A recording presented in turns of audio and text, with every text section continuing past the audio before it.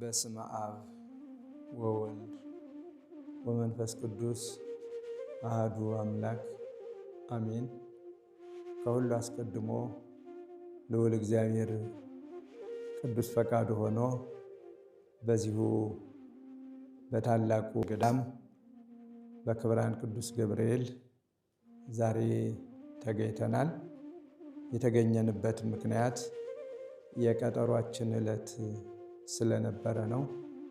ዛሬ ምናልባት ሰምታችሁ ከሆነ ወደዚህ የምንመጣበትም ሰዓት አልነበረም። ቤተ ክርስቲያን ሐዘን ላይ ናት። እንደምታውቋቸው ታላቁ ሊቅ አራት አይናው መምህር አባ ይባቤ ከዚህ ዓለም በሞት ተለይተዋል፣ አርፈዋል።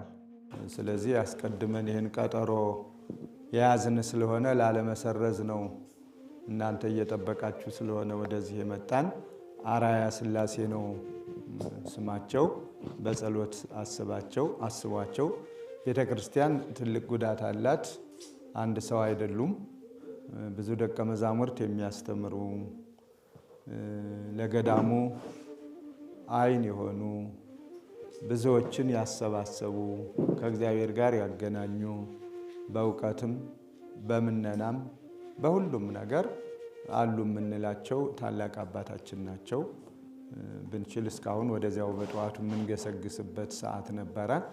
ደግሞ የገዳሙ ጉዳይ ሆነና እስቲ ያስቀድመን ቀጠሮ ይዘን በዚህ ምክንያት በትነናል ከማለት ነው የመጣ ነው።